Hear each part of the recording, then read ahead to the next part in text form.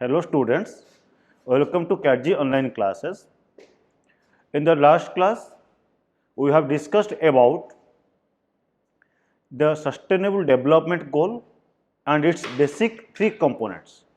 These basic three components consist of economic development, social development and environmental development. And in United Nations Conference in the year 2012, all nations decided and come to conclusion of 17 goals for sustainable development.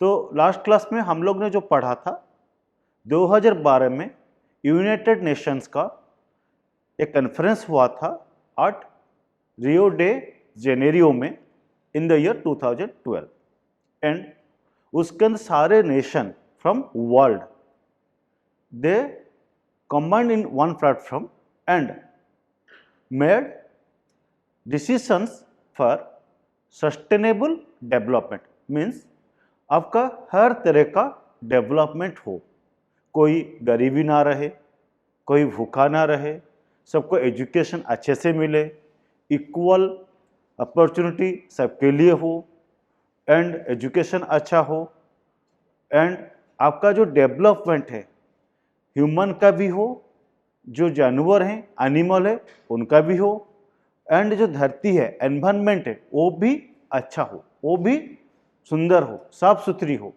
ये सारे चीज़ क्या आपका है sustainable development related concept को आगे promote करता है।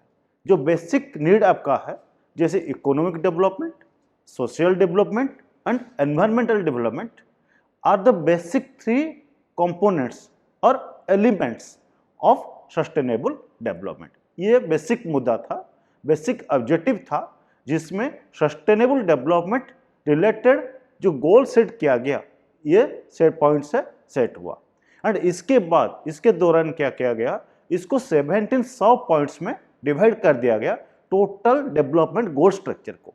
Total development goal structure को जैसे डिवाइड किया गया उसके डिटेल्स आज के क्लास हम डिस्कशन करेंगे। तो पहले क्लास में हमने देखा था in the purpose chapter the basic objective was of our technology to make such an world where we have got the equal opportunity for all. सबके लिए अच्छा अपॉर्चुनिटी हो आइदर ऑफ सेक्स और कास्ट और योर हरेजन, पूरा country में हो चाहे वर्ल्ड में हो, कहीं पे भी किसी भी तरह डिस्क्रिमिनेशन ना हो, किसके साथ अन्याय ना हो, सबके साथ जस्टिस हो, सबके लिए जॉब हो, इकोनॉमिक स्टैंडर्ड अच्छा हो, अच्छा लिविंग स्टाइल हो, अच्छा खाना हो, न्यूट्रिशियस फूड हो, इस सारी चीज़ को एक सिंगल प्लेटफॉर्म में लाया गया जिसको नाम बोला गया सस्टेनेबल डेवलपमेंट गोल। तो आज के क्लास में लेक्चर 2 में इन द पर्पस चैप्टर हम लोग उस पॉइंट के बारे में डिटेल्स जानकारी लेंगे। तो इसमें 3 मेजर पार्ट में कहीं ना कहीं जुड़ जाएंगे, आइदर सोशल रिलेटेड इशू होगा या फिर इकोनॉमिक इशू होगा या फिर एनवायरमेंटल इशू होगा। तो इसके रिलेटेड क्या क्या पॉइंट्स है उसको डिस्कशन करेंगे, साथ ही उन पॉइंट्स का क्या क्या रिलेशन होगा, कैसे उनका इंटर रिलेशन क्या है और कैसे वो लोग आपस में जुड़े हुए हैं उसके बारे में इसमें हम बाद में जानकारी लेंगे। आज के लिए हम देखेंगे 17 पॉइंट में से क्या क्या डेवलपमेंट रिलेटेड पॉइंट्स होते हैं उसका हम डिस्कशन को आगे बढ़ाएंगे। तो आज के क्लास देखते हैं, हम शुरू करते हैं with discussion of sustainable development goals. आगे देखिए यहाँ पर हम लोग कुछ पॉइंट्स एंड उसका गोल के बारे में डिस्कशन करेंगे। तो जिसमें क्या होगा देखिए, पहला पॉइंट देखिए नंबर 1 पॉइंट, ये पॉइंट क्या दिया हुआ है, नंबर 1 पॉइंट दिया है goal that is no poverty. Poverty जो होता है, जो गरीबी होता है, वो सबसे बड़ा बटलनेक होता है जो हमारे डेवलपमेंट को हिंडर करता है या डेवलपमेंट को बैकलॉग करने में या उसको प्रोग्रेस होने से रोकने में कौन रोकता है, पॉवर्टी।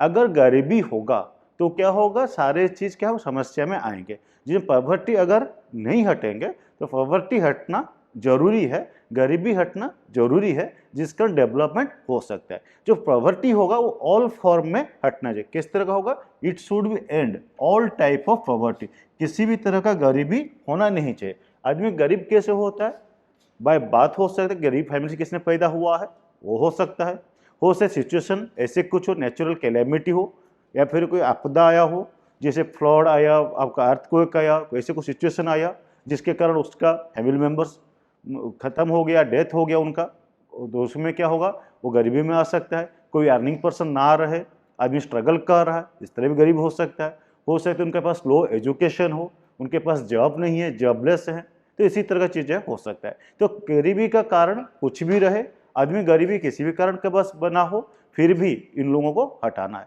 तो गरीबी हटाना पहला मुद्दा, यह आपका इंटरनेशनल प्रॉब्लम है, यह वर्ल्ड प्रॉब्लम है। तो ये वर्ल्ड का प्रॉब्लम को सॉर्ट आउट करना, मिटिगेट करना, ये पहला लक्ष्य है, प्राइम इंपॉर्टेंस है। तो इसमें क्या होगा, सबसे नंबर 1 प्रायोरिटी किसको दिया गया, पॉवर्टी। पॉवर्टी अगर एलिवेट होंगे तो हमारा समस्या दूर होंगे, ये पहला प्रायोरिटी है। तो गरीबी क्यों, कोई भी फॉर्म में रहे, किसी भी तरह का रहे, कोई भी कंट्री में रहे, ये हटना जरूरी है। जैसे इंडिया हो चाहे फॉरेन कंट्री हो, कहीं पे भी हो, गरीबी आज के सबसे बड़ा समस्या है। तो ये समस्या हटना जरूरी है। तो ये पहला मुद्दा बना। 17 गोल पॉइंट्स का जो डिस्कशन था उसके अंदर ये पहला मुद्दा क्या बना आपका, सस्टेनेबल डेवलपमेंट के अंदर पॉवर्टी हटनी चाहिए, गरीबी हटना चाहिए। तो ये आपका नारा नहीं है बल्कि हकीकत में होना चाहिए, जिसमें हमारा टेक्नोलॉजी कितना हमको सपोर्ट करते हैं इसके बारे में डिस्कशन होगा। तो ये point related to your poverty हटे, ये जरूरी है। नेक्स्ट पॉइंट देखिए, सेकंड पॉइंट क्या है 17 पॉइंट गोल में, जीरो हंगर। कोई भी आदमी या भी कोई भी जानवर हो, कोई भी लोग हो, भूखे ना रहे, सबको खाना पर्याप्त परिमाण में मिले। तो उसमें क्या होगा, आपको अच्छा खाना मिलेंगे, न्यूट्रिशियस खाना मिलेंगे, तब क्या होगा, आप हेल्दी लाइफ डील करेंगे। अगर खाना मेरा पैदावार अच्छा होगा तभी हम हेल्दी खाना खा सकते हैं। तो पैदावार खाना कहाँ से मिलेगा, खाना प्रोडक्शन कहाँ से होगा, फ्रॉम एग्रीकल्चर और लैंड प्रोडक्शन।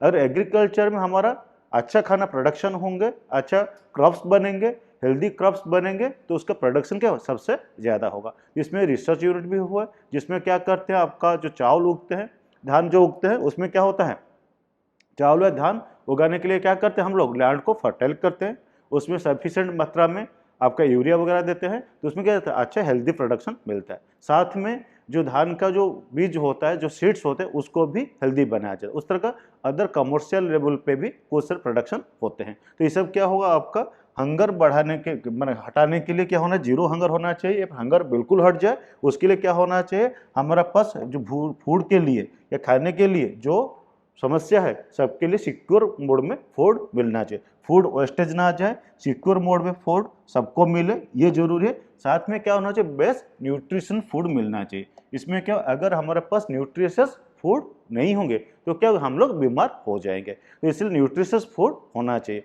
देखेंगे ये जनरली पाया गया इंडिया में भी क्या होता है, बहुत सारे लोग गरीबी रेखा का नीचे अंतर भी, लोग पॉवर्टी लाइन रहते हैं। जो लोग 2 टाइम खाना को भी सक्षम नहीं होते हैं जो मीट कर पाए, इसलिए वो क्या करते हैं, जनरली क्या होता है, भूखमरी में रहते हैं। तो उनके पास न्यूट्रिशियस फूड भी कहाँ से मिलेगा। तो इसी तरह वो चीज़ है जो भूखमरी है, न्यूट्रिशियस फूड नहीं मिलेंगे तो बीमार पड़ेंगे, बीमारी आएंगे तो जल्दी ठीक नहीं होंगे, ये सब समस्या होता है। तो पॉवर्टी हटना ये पहला प्रायोरिटी है। सेकंड है, आपको जीरो हंगर होना चाहिए। ये इंडिया का नहीं, बहुत से कंट्री में ये समस्या आज भी पाया जाते हैं। तो आपका गरीबी है, आदमी भूखे रहते हैं, 2 टाइम का खाना ठीक वो टाइम से नहीं खा पाते हैं या उसको मीट नहीं कर पाते हैं, तो इसलिए गरीबी हटना जरूरी है। साथ में क्या होना चाहिए, बेस्ट न्यूट्रिशियस फूड होना चाहिए। अगर न्यूट्रिशियस फूड अच्छे मिलेंगे तो हम हेल्दी लाइफ डील करेंगे, साथ में हमारे लाइफ को एंजॉयबल भी कर सकते हैं और बीमारी नहीं होगा। साथ में क्या होगा, न्यूट्रिशन फूड चाहिए। उसके लिए क्या होना चाहिए, आपका जो कल्चर है, एग्रीकल्चर है, जिसमें हम क्या करते हैं, फूड बनाते हैं या फिर उगाते हैं। जो किसान भाई लोग हैं, जो फार्मर्स है, वो लोग क्या करते हैं, आपका फूड प्रोडक्शन करते हैं। वो लोग कैसे करते हैं, फ्रॉम जमीन। तो जमीन से या लैंड से जो कल्टीवेशन होगा उसके अंदर क्या होगा, अच्छा लैंड में अगर उपजाऊ समस्या लगा जाएंगे या आपका जो क्रॉप लगाए जाएंगे उसमें अच्छा प्रोडक्शन होंगे। तो उसी हिसाब से अच्छा प्रोडक्शन होना चाहिए, एग्रीकल्चर प्रोडक्शन अच्छा होना चाहिए। तो इस सब ध्यान देंगे तो हम जीरो हंगर के अंदर आएंगे और इसको प्रोडक्शन बढ़ा सकते हैं। ये क्या होगा, जीरो हंगर केस के अंदर सेकंड पॉइंट बना। तो 17 गोल्स में क्या हुआ, पहला 2 पॉइंट हम डिस्कशन किया, जिसके अंदर हंगर जीरो होना चाहिए और पॉवर्टी आपका जीरो होना चाहिए या नो पॉवर्टी होना चाहिए। आगे देखिए, जो सस्टेनेबल डेवलपमेंट गोल में जो मदद करेंगे, दूसरा पॉइंट और क्या है, तो पॉइंट नंबर 3 उसमें क्या दिया है, again it relates to good health and wellbeing. Wellbeing of hum, wellbeing of humans and animals. जितने सारे आपका एग्रीकल्चर हो, चाहे हॉर्टिकल्चर हो, चाहे सोशल लाइफ हो, सब में क्या होना चाहिए, आपका हेल्थ कंडीशन अच्छी होनी चाहिए या वेलबींग अच्छी होनी चाहिए। अगर हम अच्छे रहेंगे, स्वस्थ रहेंगे और काम अच्छे करेंगे, तभी जाकर हमारा डेवलपमेंट अच्छा होगा। आपका जो सोशल लाइफ है वो इकोनॉमिक लाइफ को कहीं ना कहीं जोड़ता है। इकोनॉमिक लाइफ क्या होता है, आपका कहीं ना कहीं नेशन या कंट्री का डेवलपमेंट को लीड करता है। तो इसमें क्या हो, अगर अच्छे लाइफ हम लोग डील नहीं करेंगे तो ओवरऑल डेवलपमेंट नहीं हो पाएगा। तो सस्टेनेबल डेवलपमेंट गोल के लिए ये चीज़ जरूरी है कि सारे चीज़ इंटर रिलेटेड रहते हैं। इसके रिलेशन में आगे पढ़ेंगे, लेकिन इतने अभी के लिए जानना जरूरी, क्या क्या पॉइंट्स है उसको हम डिस्कशन कर रहे हैं, साथ में आगे इसको डिस्कशन बढ़ाएंगे कि इसका रिलेशन कैसे कैसे होता है। तो आपका जो सोशल में जो आदमी रहते हैं, तो अगर उनका डेवलपमेंट नहीं होगा तो ओवरऑल डेवलपमेंट नहीं होगा। तो यहाँ पर अच्छे हेल्थ होना जरूरी है, सबका पास गुड हेल्थ हो और सबके लिए मेडिकल सर्विस अच्छा मिले, मेडिसिन भी अच्छा मिले, सारा डेवलपमेंट इसमें हो सकता है। इसमें क्या होना चाहिए, हेल्थ लाइफ क्या होना चाहिए आपका, और हेल्दी लाइफ होना चाहिए। आपका गुड हेल्थ हो या हेल्दी लाइफ डील करे तो क्या होगा, तभी हम इसको ओवरकम कर पाएंगे। तो इसमें क्या फॉर ऑल होना चाहिए, इसमें आपका मैन हो चाहे वोमेन हो चाहे आपका गर्ल चाइल्ड हो, सबके लिए जितने सारे दुनिया में लोग हैं सबके लिए क्या होना चाहिए, इक्वल हेल्थ अपॉर्चुनिटी होना चाहिए। तो मेडिकल फैसिलिटी अच्छा मिलना चाहिए, अच्छे हेल्थ होना चाहिए, ये सारे चीज़ इसके अंदर आते हैं।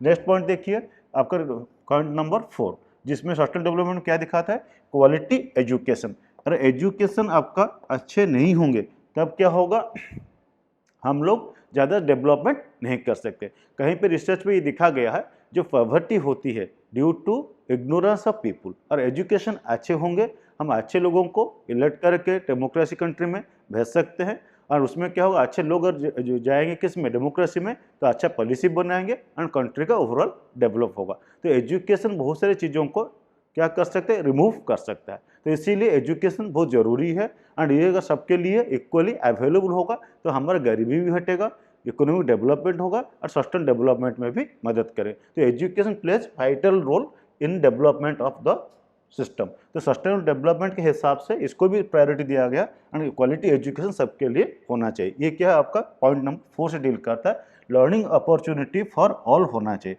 इसमें क्या होता है, अगर हम देखेंगे कई आपका विलेज एरिया में जाएंगे, गांव एरिया में जाएंगे, जनरली क्या पाया जाता है, वो लोग जो सोचते हैं अगर गर्ल चाइल्ड है वो क्या करे, उसको पढ़ना जरूरी नहीं समझते हैं। वो लोग के पेरेंट्स क्या समझते हैं, और ये समझते हैं कि अगर लड़की रहेगी तो कहा जाए कि हमें घर संभालेगी, बच्चों को संभालेगी, खाना बनाएगी, ये सब काम करेगी।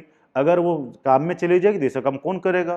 तो इसलिए कि जनरल हम लोग क्या जो होता है जेंडर बेस्ड रहता है। हम लोग क्या होता है, इंडियन जो होते हैं आपका जेंट डोमिनेटेड कंट्री है, जिसमें जेंट्स का प्रायोरिटी ज़्यादा है दैन टू मैन और वुमेन। तो इसमें क्या होता है, आपका मैन का जो प्रायोरिटी रहता है दैन वुमेन, उसमें क्या होगा, हम लोग क्या मानते हैं, मेल डोमिनेटेड के हिसाब से हम क्या सारे काम करते हैं, तो आपके वुमेन को दबा दिया जाता है। जहाँ पर 50% पॉपुलेशन ऑलमोस्ट अगर घर के अंदर दब जाएंगे तो उनके लिए डेवलपमेंट कैसे होगा, पॉसिबल नहीं होगा। तो इसमें क्या होगा, आपके सारे चीज़ क्या होना चाहिए, आपका इक्वली होना चाहिए, सबके लिए इक्वल अपॉर्चुनिटी मिलना चाहिए। तो इसमें क्या होगा, आपका एजुकेशन सबके लिए होना चाहिए। इसने गर्ल चाइल्ड तो उसको एजुकेशन ध्यान दे, ये होना नहीं चाहिए। तो सबके लिए एजुकेशन फॉर ऑल होना चाहिए and for all age group. अगर हम सर्टन एज के बाद सोचते हैं यार ये 12 साल 15 साल का होगा, उसको पढ़ने की जरूरत नहीं, उसको पढ़ाई छोड़ना चाहिए, काम में आना चाहिए, ये गलत विचार है। तो ऐसे विचारों के ऊपर हमको ऊपर आना चाहिए और education for all age group सबके लिए उपलब्ध होना चाहिए। ये पॉइंट आपका नोट है। तो इसमें देखिए क्या होगा, आपका लर्निंग ऑब्जेक्टिव क्या है, आपका opportunity for all age group. सारे लोगों को सारे एज ग्रुप में एजुकेशन सबको मिलनी चाहिए, ये इसका जरूरी है। नेक्स्ट पॉइंट देखिए, जेंडर इक्वालिटी। नेक्स्ट पॉइंट देखिए पॉइंट नंबर 5, इसमें क्या दिया है, जेंडर इक्वालिटी। जैसे हम लोग अभी डिस्कशन कर रहे थे, जेंडर इक्वालिटी में आपका क्या होगा, जैसे आपको बता रहे थे सेक्स बायसनेस, अभी क्या हो रहा है in case of country like India, ये सोच बहुत लोगों के अंदर बसा हुआ है। और गर्ल चाइल्ड है तो उसको पढ़ाई लिखाई करना नहीं चाहिए, घर संभालेंगे, चूल्हा संभालेंगे, किचन संभालेंगे, ये सब काम करेंगे, लेकिन जनरली क्या है, उसको काम के क्षेत्र में जाना नहीं चाहिए, क्योंकि ये आपका क्या है, मेल डोमिनेट सोसाइटी है। आपका मेल डोमिनेट सोसाइटी में क्या होता है, आपको मेल लोगों को या जो जेंट्स होते हैं उनको ज़्यादा प्रायोरिटी दिया जाता है, लेकिन ऐसे होना नहीं चाहिए। तो इवन ये जो मुद्दा है ये अपना कंट्री के अंदर नहीं बल्कि सारे वर्ल्ड में एक बहुत बड़ा समस्या जैसे देखा गया है। तो इसमें अगर ओवरकम हम नहीं करेंगे, जेंडर बायसनेस जब तक रहेंगे तब तक क्या होगा, ये जो सिचुएशन है ये कभी सुधर नहीं सकता। उसमें सुधार लाने के लिए ये जरूरी है कि हम सस्टेन डेवलपमेंट चाहते हैं, मतलब सबके लिए इक्वल अपॉर्चुनिटी हो एंड ओवरऑल डेवलपमेंट हो, तभी हम बोलेंगे ये डेवलपमेंट होगा। इसका मुद्दा और क्या था, जो सस्टेनेबल डेवलपमेंट का बात होता है तब क्या हुआ, आज का जनरेशन है उसका डिमांड को भी फुलफिल भी करे, साथ में नेक्स्ट जनरेशन डिमांड को भी फुलफिल करे, ऐसे डेवलपमेंट हमको चाहिए। तो इसीलिए सारे पॉइंट जो डिस्कशन होता है इसी रिलेटेड पॉइंट से ये जुड़ा हुआ है। तो आपको सोशल ग्रोथ भी होना चाहिए, इकोनॉमिक ग्रोथ होना चाहिए, साथ में क्या होना चाहिए, एनवायरमेंट डेवलपमेंट होना चाहिए। तो ये सारे पॉइंट को नजर में रखते हुए पॉइंट नंबर 5 जो दिखा रहा है उस पर क्या लिखा रखा है, जेंडर इक्वालिटी। जेंडर इक्वालिटी में क्या होगा, आपका जो जेंडर होता है वो सेक्स होता है, मेल या फीमेल होते हैं, बॉयज और गर्ल होते हैं, सबके हिसाब से क्या होना चाहिए, इक्वल अपॉर्चुनिटी होना चाहिए, सबके लिए उपलब्ध होना चाहिए। इसमें क्या होगा, जो एम्पावरिंग गर्ल्स, जो सोच विचार है, जो आपका ओल्ड थिंकिंग है कि गर्ल्स को हम अंदर रखें, घर में रखेंगे, पर्दा जैसे बोलते हैं पर्दा प्रथा बोलते हैं, जिसमें आपका बुर्खा पहन के रहते हैं, लड़कियों को बाहर जाना नहीं चाहिए, इसको बोलते हैं पर्दा प्रथा। तो उसमें क्या होगा, आपका ये जो चीज़ होता है ये चीज़ को हमको रोकना है। आपका जो होता है to keep girls inside home, ये जो विचार है उसको हटाना है। तो इसमें क्या होगा, to empower girls and women, ये इसका मेन मुद्दा है। इसमें देखिए जेंडर इक्वालिटी में क्या होगा, आप लोगों को सारे गर्ल्स एंड वोमेन को इक्वल अपॉर्चुनिटी देना है। तो इसमें क्या होगा, जो वोमेन और गर्ल्स होते हैं इनको जो एम्पावर करना है, अगर इक्वल जो अपॉर्चुनिटी हम उनको नहीं देंगे वो एम्पावर हो नहीं सकते। सोसाइटी का 50% लोग अंडर रूम रह जाएंगे या घर के अंदर बंद रहेंगे तो डेवलपमेंट कैसे होगा। ये जो मुद्दा है ये पूरा वर्ल्ड का मुद्दा है, नॉट इन इंडिया। तो ये मुद्दा भी आपका सस्टेनेबल डेवलपमेंट गोल के अंदर आते हैं, जिसमें एसडीजी गोल के हिसाब से, सस्टेनेबल गोल के हिसाब से आपका 5वां पॉइंट में आया, जेंडर बायसनेस के ऊपर हमको काम करना है, सबके लिए इक्वालिटी अपॉर्चुनिटी देना चाहिए। आगे देखिए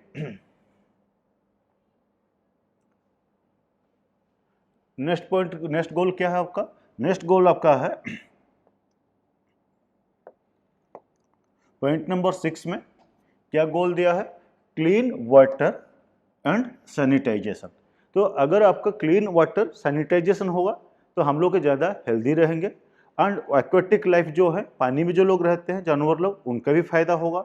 और गांव देहाती में हम लोग देखें, विलेज में जनरली ये पाया जाता है, सेम तालाब में जो पोखरा होता है, पॉन्ड होता है, तो उसमें क्या करते हैं, सारे जानवर लोग वहाँ नहला देते हैं, साथ में क्या करते हैं, वहाँ बर्तन भी धो लेते हैं, वहाँ पर कपड़ा भी धो देते हैं एंड साथ ही उसको भी ड्रिंकिंग वाटर पर्पस में लोग यूज करते हैं।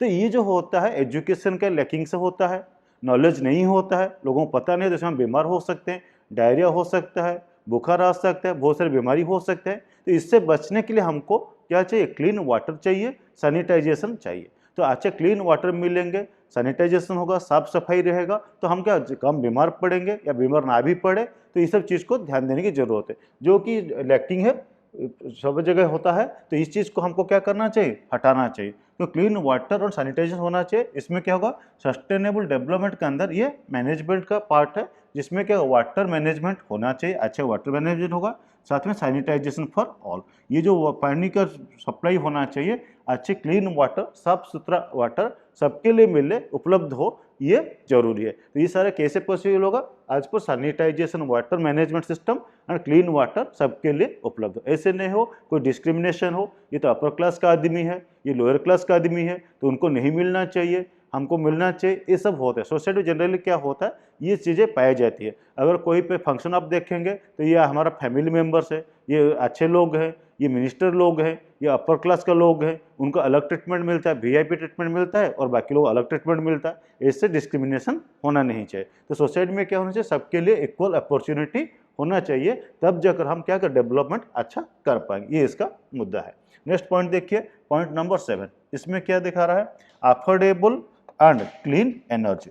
एनर्जी क्या होता है, आपके पास वाटर एनर्जी, आपका इलेक्ट्रिक एनर्जी, आपका coal energy and fuel energy, इस तरह के एनर्जी का फॉर्म है, जिसमें हम क्या करते हैं, उसको यूज करके डिफरेंट प्रोडक्ट निकालते हैं या फिर काम करते हैं। तो इसमें क्या हुआ, और फ्यूल एनर्जी कॉस्टली होगा, इलेक्ट्रिक एनर्जी कॉस्टली होगा, चाहे वो डोमेस्टिक पर्पस में यूज हो, चाहे आपका कमर्शियल पर्पस में यूज हो, चाहे इंडस्ट्री में यूज हो, उसको हम यूज कर नहीं पाएंगे। तो कमर्शियली यूज करने के लिए, डोमेस्टिकली यूज करने के लिए जो एनर्जी है वो अफोर्डेबल कॉस्ट में हो, सबके लिए इक्वली उपलब्ध हो, तब क्या होगा, हम इसको यूज भी कर पाएंगे, उसका बेनिफिट भी ले पाएंगे। तो इसीलिए क्या एनर्जी जो है ये बहुत बड़ा वाइटल फैक्टर है, जो कि इंडस्ट्री ओरिएंटेड हो चाहे कमर्शियल हो, दोनों में हमको इक्वली अपॉर्चुनिटी देते हैं। तो इसमें क्या होगा, जो एनर्जी है वो क्या होना चाहिए, अफोर्डेबल होना चाहिए, क्लीन एनर्जी होना चाहिए, उसमें आपका जो एनवायरनमेंट उसको पोल्यूशन करने वाला अगर कोई फैक्टर होगा उसको हमको रोकना चाहिए, साथ में उसको क्लीन करके भेजना चाहिए, ताकि हमारे पास सबसे कम से कम इम्प्योरिटी जाए और पोल्यूशन भी लेस हो, जिसमें एनवायरमेंटल सुरक्षा भी होगा, एनर्जी भी अच्छा मिलेंगे और हम उसका बेनिफिट ज़्यादा ले सके। ये क्या होना चाहिए, एनर्जी अफोर्डेबल रिलेटेड कॉन्सेप्ट बता रहा है। उसके अंदर क्या दिया है, to ensure sustainable energy for all. Again यहाँ पर क्या होता है, एनर्जी अगेन भी डिस्क्रिमिनेशन होना नहीं चाहिए, उसका डिस्ट्रीब्यूशन इक्वली सबके लिए होना चाहिए, अफोर्डेबल प्राइस में होना चाहिए और सबके लिए अपॉर्चुनिटी होना चाहिए। तो ये इसका मुद्दा है। एनर्जी रिलेटेड जितने सारे चीज़ है उसमें क्या होना चाहिए, अफोर्डेबल कॉस्ट होना चाहिए and it should be distributed equally among all. ये इसका बेनिफिट है। आज पर रिक्वायरमेंट हम उसको सबको दें और सब इसका बेनिफिट लें, ये इसका मेन पॉइंट है। आगे देखिए पॉइंट नंबर 8। पॉइंट नंबर 8 में क्या बोल रहा है, the decent work and economic growth. जो इकोनॉमिक ग्रोथ के लिए क्या होना चाहिए, डिसेंट वर्क होना चाहिए। डिसेंट वर्क मतलब क्या होगा, आपके पास क्या होना चाहिए, सारे लोगों को इक्वल अपॉर्चुनिटी मिलना चाहिए, अपने एजुकेशन के लेवल के हिसाब से मिलना चाहिए, अपने नॉलेज के हिसाब से, स्टैंडर्ड के हिसाब से, जिसको जैसे काम आपको सूट करेंगे या उसको फिट होते हैं उसी हिसाब से काम मिलना चाहिए। एंड उसी हिसाब क्या जो डिसेंट वर्क मिलेंगे विथ जेन्युइन पेमेंट भी मिलना चाहिए एंड उसको काम करने की क्षमता के हिसाब से उसको काम मिलना चाहिए। इसमें क्या होगा, इकोनॉमिक ग्रोथ को ये सपोर्ट करेंगे। अगर कोई भी कंट्री में कोई भी सेक्शन में काम ऐसे होता है, वीक आदमी है उसको अच्छा काम दिया जाए तो काम अच्छा नहीं होगा। तो आज पर रिक्वायरमेंट जैसे आपको ज़रूरत है उसी हिसाब से, जैसे एजुकेशन जैसे नॉलेज उसी हिसाब से प्रॉपर डिस्ट्रीब्यूशन ऑफ वर्क होना चाहिए एंड उसी से इक्वल अपॉर्चुनिटी होना चाहिए। इसमें क्या होगा, इकोनॉमिक ग्रोथ होगा। तो डिसेंट वर्क होना चाहिए एंड इकोनॉमिक ग्रोथ उसी हिसाब से डिपेंड करता है। तो इसमें क्या होगा, productive employment and work for all. जो भी काम हम देते हैं, जो वर्क करेंगे उसमें क्या होना चाहिए, equally opportunity as per knowledge and experience उसको डिस्ट्रीब्यूट होना चाहिए। न्यू कमर है उसको काम वैसे ही देना चाहिए, कुछ लर्न करे और आगे प्रोडक्टिव हो, ये जरूरी है। जिसका नॉलेज है एक्सपीरियंस है दूसरों को ट्रेंड अप करे, ये जरूरी है। साथ में करें दोनों और मिलकर काम करेंगे, आपको ओवरऑल डेवलपमेंट या ग्रोथ अच्छा मिलेंगे। ये इसका मेन मकसद है। देखिए प्रोडक्टिव एम्प्लॉयमेंट होना चाहिए, साथ में वर्क फॉर ऑल होनी चाहिए। नेक्स्ट क्या होगा देखिए पॉइंट नंबर 9। इसमें क्या देखिए, इंडस्ट्री इनोवेशन एंड इंफ्रास्ट्रक्चर। तो इसमें क्या होगा, जो इंडस्ट्री इनोवेशन एंड इंफ्रास्ट्रक्चर है, ये क्या मतलब होता है, आपके पास जो भी इंडस्ट्री ओरिएंटेड काम है या फिर एनर्जी ओरिएंटेड काम है, तो एनर्जी किसको यूज करता है, बहुत कमर्शियल भी यूज होता है, इंडस्ट्री में भी यूज होता है। इंडस्ट्री क्या करते हैं, कुछ नया चीज़ बनाते हैं और उसको हम सेल करते हैं, परचेज करते हैं, तो उसके अंदर हमारा इकोनॉमिक ग्रोथ होता है। तो जो इंडस्ट्री हुआ, इनोवेशन हुआ, इनोवेशन कहाँ से जुड़ेगा, इंडस्ट्री से जुड़ेगा। आपके पास कुछ क्रिएटिविटी है, जो वर्क आप करते हैं उसको हम क्या बोलते हैं, इनोवेटिव वर्क। तो इनोवेटिव वर्क होने से, क्रिएटिविटी होने से हमको नया प्रोडक्शन मिलेंगे, नया चीज़ मिलेंगे, तो उसका सेल अच्छा होंगे, तो उसमें इकोनॉमिक ग्रोथ भी अच्छे होंगे। तो इनोवेटिव होना चाहिए आपका, इंडस्ट्री में होना चाहिए। साथ में क्या होना चाहिए, आपका जो है क्रिएटिविटी इंडस्ट्री के साथ क्या होना चाहिए, इंफ्रास्ट्रक्चर भी अच्छा होना चाहिए। अगर आपके पास जो काम करेंगे उनका इंफ्रास्ट्रक्चर बहुत वीक है, infrastructure means the building, the resources for which industry is design. जो इंडस्ट्री हम लोग डिजाइन करेंगे या ऑलरेडी एग्जिस्ट कर रहा है उसका टेक्निकल एडवांसमेंट होना चाहिए। साथ में आपका क्या होना चाहिए, उसका रिसोर्स भी अच्छी होनी चाहिए। उसका इंफ्रास्ट्रक्चर अच्छा होगा मतलब उसका बिल्डिंग्स वगैरह भी अच्छा होना चाहिए। एडोक्वेट एटमॉस्फेयर होना चाहिए, आपका सूथिंग एटमॉस्फेयर होना चाहिए, जिसमें लोग काम करेंगे वो एनवायरनमेंट अच्छा होना चाहिए। तो उसमें क्या होगा, उसमें लोग काम करने के लिए एनर्जेटिक फील करेंगे, वाइब फील करेंगे एंड उसमें क्या काम अच्छे करेंगे। अगर ऐसे एटमॉस्फेयर नहीं होगा, कंडीसिव एनवायरनमेंट नहीं होगा, तो क्या होगा, उसको लोग काम कर नहीं पाएंगे। साथ में क्या, जो इंफ्रास्ट्रक्चर बना होगा वो रेजिलियंट होना चाहिए। रेजिलियंट मतलब क्या होगा, वो क्या होगा, सस्टेनेबल होना चाहिए towards natural calamities, like earthquake आए, फ्लड आए, स्टॉर्म आए, उसको सस्टेन कर सके। अगर ऐसे सिचुएशन हुआ, कोई वीक इंफ्रास्ट्रक्चर बना हुआ है, जो बिल्डिंग ढह जाए, थोड़ा सा आंधी तूफान आए उसमें ढह जाए, तो किस काम का रहेगा। तो इसी तरह चीज़ों को हमको रेजिलियंट इंफ्रास्ट्रक्चर होना चाहिए, उसके रिकवरी भी जल्दी होना चाहिए। ये सब चीज़ को हम बोलते हैं रेजिलियंट इंफ्रास्ट्रक्चर। तो ये सब चीज़ क्या हेल्प करेंगे आपको, इंडस्ट्री, इनोवेशन एंड इंफ्रास्ट्रक्चर, ये inter related to each other है, एंड उनका डेवलपमेंट तब होगा जब हम इसको प्रॉपर प्लानिंग करें, सुइटेबल जगह में करें, सिटी से दूर करें, ज़्यादा उसको गंदगी ना फैले, नेचुरली उसको सस्टेनेबल होना चाहिए, एनवायरनमेंट गंदा ना हो, पोल्यूशन ना हो, उसमें भी ध्यान देना चाहिए, एंड सस्टेनेबल होना चाहिए। तो इसमें क्या होगा, इंडस्ट्री इनोवेशन होना चाहिए, साथ में क्या है, इंफ्रास्ट्रक्चर को सपोर्ट करता है। ये क्या करेंगे, आपको इकोनॉमिक ग्रोथ को सपोर्ट करेंगे। तो इसमें क्या रेजिलियंट इंफ्रास्ट्रक्चर है, ये इंफ्रा हम लिखे हैं आप शॉर्टकट में, ये क्या इंफ्रास्ट्रक्चर मीन्स आपका जो बिल्डिंग वगैरह रहता है, उसके एसेसरीज सामान रहते हैं, उसको हम बोलते हैं इंफ्रास्ट्रक्चर। एंड दिस क्या, इक्विटेबल एक्सेस फॉर ऑल। यहाँ इक्विटेबल एक्सेस मतलब क्या मीन कर रहा है, इक्विटेबल एक्सेस में तो जस्टिफाइड एक्सेस फॉर ऑल होना चाहिए, कहीं पे पार्शियलिटी नहीं होना चाहिए, सबके लिए अपॉर्चुनिटी या स्कोप जो भी होगा, चाहे वर्क में हो, चाहे जॉब में हो, चाहे इंडस्ट्री में हो, ये सारे चीज़ में सोसाइटी में ऐसे इनडिस्क्रिमिनेशन बहुत होता है, तो डिस्क्रिमिनेशन बहुत होता है, तो डिस्क्रिमिनेशन होना नहीं चाहिए, बल्कि आपको इक्वल अपॉर्चुनिटी फॉर ऑल होना चाहिए, साथ ही जस्टिस भी होना चाहिए, किसको इनजस्टिस होना नहीं चाहिए। ये चीज़ इसको मेन कर इक्विटेबल आपका एक्सेस होना चाहिए। तो ये सारे पॉसिबल है with help of all this development points. तो ये 9th पॉइंट क्या डील कर about industry and innovation and infrastructure related points. तो स्टूडेंट्स, हमने अभी तक 9 पॉइंट तक डिस्कशन किया, आगे का पॉइंट हम नेक्स्ट क्लास में डिस्कशन आगे बढ़ाएंगे। So in order to sum up, देखिएगा हम लोग क्या क्या पॉइंट पढ़े। हमने पढ़ा अभी industry point with innovation and infrastructure point number 9, ये आपका इंडस्ट्री रिलेटेड पॉइंट हुआ।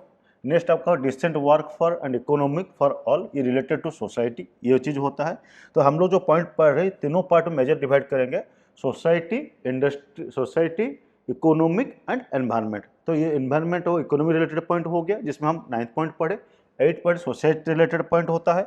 नेक्स्ट देखिए, नेक्स्ट पॉइंट हमने जो पढ़ा हुआ है आपका affordable and clean energy. Again क्या करेंगे, एनर्जी किसको रिलेट करेंगे, इंडस्ट्री के अंदर रिलेट करेंगे। तो ये पॉइंट 7 एंड 9 आपका क्या हुआ, related to energy and industry. Next देखिए पॉइंट नंबर 6 क्या है, clean water and sanitization, again related social condition. तो सोसाइटी में हमको पास अच्छा क्लीन वाटर होना चाहिए। नेक्स्ट पॉइंट देखिए, हम लोग ने क्या पढ़ा, जेंडर इक्वालिटी, सबके लिए इक्वल अपॉर्चुनिटी होना चाहिए। पॉइंट नंबर 5 में तो कोई बॉयज़ गर्ल्स का डिस्क्रिमिनेशन होना नहीं चाहिए, इसमें इक्वल अपॉर्चुनिटी मिलनी चाहिए, चाहे मैन हो, वमेन हो, बॉयज हो, गर्ल्स हो, उसके ऊपर मिलना चाहिए। नेक्स्ट है पॉइंट नंबर 4, आपने पढ़ा quality education and education for all at age group होना चाहिए, कोई भी एज ग्रुप के हिसाब से डिस्क्रिमिनेशन होना नहीं चाहिए, बॉय गर्ल का भी डिस्क्रिमिनेशन होना नहीं चाहिए, एजुकेशन फॉर ऑल होना चाहिए, अपॉर्चुनिटी फॉर ऑल होना चाहिए। तो ये पॉइंट आपको ध्यान में समझ में आ रहा है। नेक्स्ट पॉइंट देखिए, हमने और जो पढ़ा है point number 3, good health and wellbeing for all. तो सबके पास इक्वल मेडिकल अपॉर्चुनिटी मिलना चाहिए, फैसिलिटी मिलना चाहिए। लेकिन ये पॉइंट किसको रिलेट करता है, आपका सोसाइटी रिलेटेड इशू को डील करता है। नेक्स्ट देखिए और पॉइंट क्या है आपके पास, हम लोग जो पढ़े हैं आपके पास zero hunger and no poverty. Again ये पॉइंट किसको रिलेट करता है, ये पॉइंट आपका सोशल रिलेटेड प्रॉब्लम होता है, जिसमें हम लोग क्या सोसाइटी में रहते हैं, आपके पास जीरो हंगर होना चाहिए, जीरो पॉवर्टी होना है, ये दोनों क्या टॉप प्रायोरिटी में है। तो पहले आपका दो priority, no poverty, zero hunger, then education, then उसके बाद आपके पास आया equality, quality education, gender equality. Next point आपका हुआ पॉइंट नंबर 6 में clean water and sanitization. Then point 7 energy related to industry and economics, ये होना चाहिए। पॉइंट नंबर 8 आपका decent work for all and economic growth होना चाहिए। 9th आपका इंडस्ट्री इनोवेशन एंड इंफ्रास्ट्रक्चर, जिसमें हम इकोनॉमिक ग्रोथ को और बल मिलेगा या उसको पावर मिलेगा। तो ये सारे पॉइंट हमने डिस्कशन किया, up to 9 points we have covered in this class. From next class we will go for other remaining part of sustainable development goals points. So thank you students for watching my video. See you next class.